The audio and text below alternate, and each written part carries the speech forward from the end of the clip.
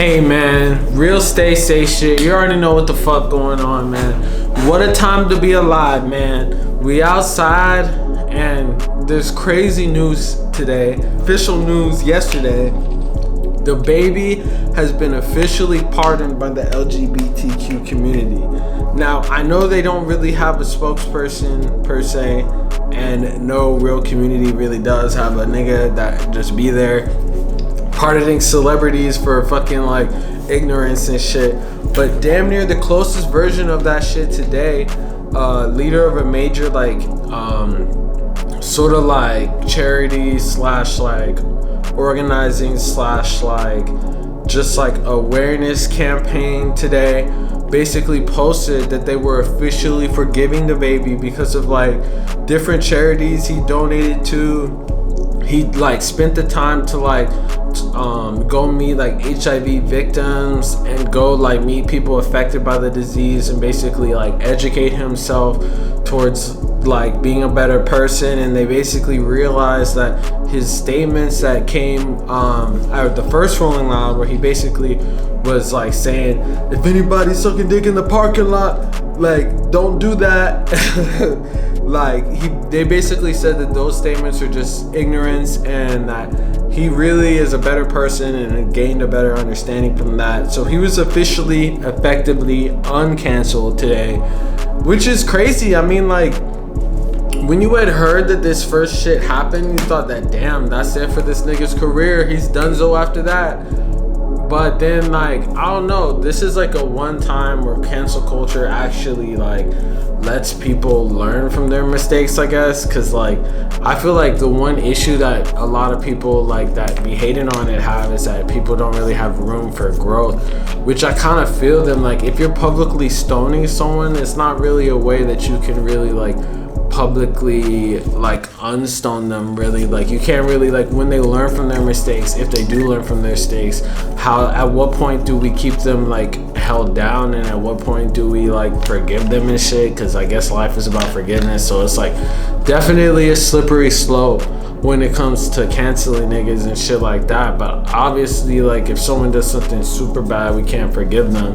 That's what it seems. But then you see examples like Tory Lanez and Dr. J and niggas that be doing all types of crazy shit that people look past. So I really feel like a lot of it really isn't even like niggas getting canceled, but it's like if people generally like fall into three categories, I'd say. Like, people either fuck with you so much that they don't really give a fuck about any of the allegations towards you if you do something bad.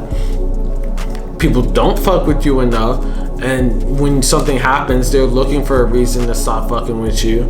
And then the other is just like, you just go ghost and just not talk about it. But it's more likely than not, it's one of the first two scenarios.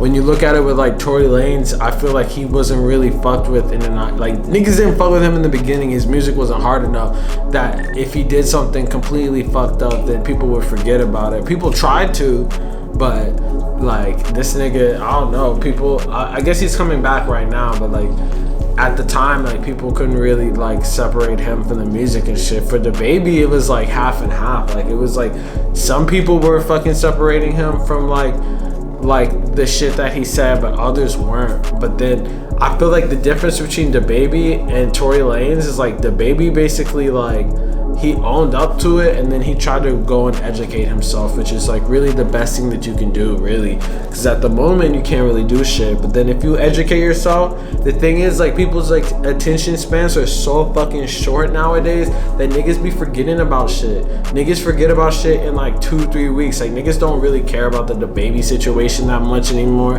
But then like, if people forget about it and then they rethink about it, and then it's a positive thing that happens, like the DaBaby situation, like niggas forgot and then now they're hearing about it again and it's positive news that he changed, I feel like ultimately like it's not really gonna make that much of a difference, and people are gonna start booking him again and like it's all gonna be good. But if it's like, if you're just like Tory Lanez and you're not giving a fuck and you're just like going against it, like you're probably gonna end up being blackballed or some shit. I mean, you're always gonna have your core fan base or people that look at it like that's just start fucking with you because they look at it like, hey, he's being crucified. But it's like, realistically, like, it sucks to say, but you really just want to be on the side of the people who are canceling, because it's like, it's less hassle and shit. It really is to fucking than dealing with that shit. But basically, we can get right into what happened. So basically, the other day, the LGBTQ organization gives DaBaby an ignorance pass. So DaBaby's ignorance has earned him the acceptance of the LGBTQ community. In the months since the red light, green light lyricist spewed a hateful, homophobic, and HIV/AIDS targeted tirade during his set at Miami's Rolling Loud Festival in July, Inclusivity and Awareness nonprofit organization Relationship Unleashed has granted the rapper the green light to continue performing after he was merely unaware of the damaging effects of his comments.